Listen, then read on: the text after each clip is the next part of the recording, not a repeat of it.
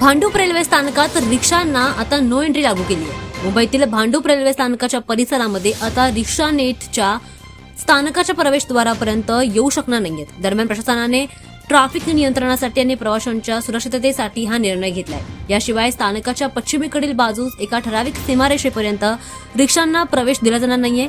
ही ओलांडल्यास रिक्षाचालकांना 1,500 रुपयांचा दंड लावला जातोय। 2 महिन्यांपूर्वी भांडूप स्थानकाजवळ बस अपघातानंतर गर्दी आणि वाहतुकीची समस्या मोठी बनली होती, गंभीर झाली होती।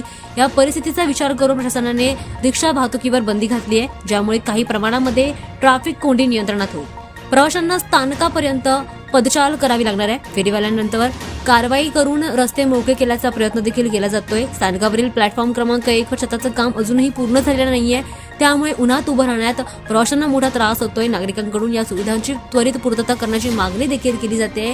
दरम्यान भांडूप रेल्वे स्थानकावर रिक्षांना बांधून ट्रॅफिक नियंत्रण आणि प्रवाशांच्या सुरक्षेसाठी प्रशासनाने हे कडक पाऊल उचललंय।